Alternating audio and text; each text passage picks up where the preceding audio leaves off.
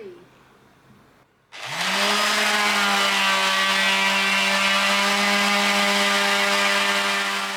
What I've got here is our IKEA outdoor furniture, and we're gonna try to spruce it up, so let's have a look.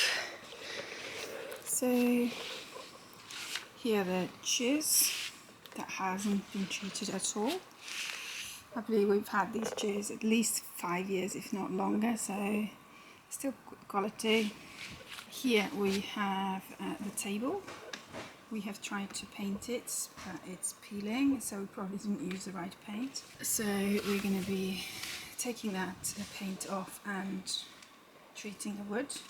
And here is the result, my test page, and I'm really happy with the result. So we'll be sanding them all down and putting an oil on them. What do I need for that? I've got this sander, which is quite handy. I think I'm gonna get most of the areas with that, but also it's electric one. But if I don't get some areas, I just hand sand them. So that's the plan. So we need sander, we need brush and broom, just to tidy up, get the biggest dust off here. Alternate is because it's gonna get very sandy. I need face mask. Safety gloves is what I'm gonna use, and here's the oil that I used. Oh, the bench over here, so I'll be using that to treat the other equipment.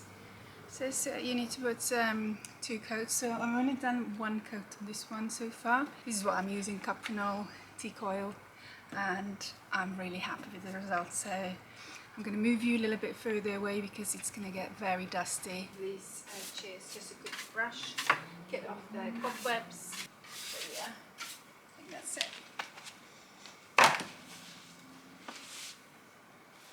I'll take off my watch.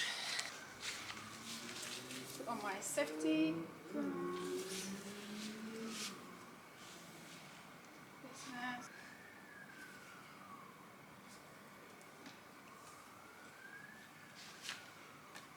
And here we go.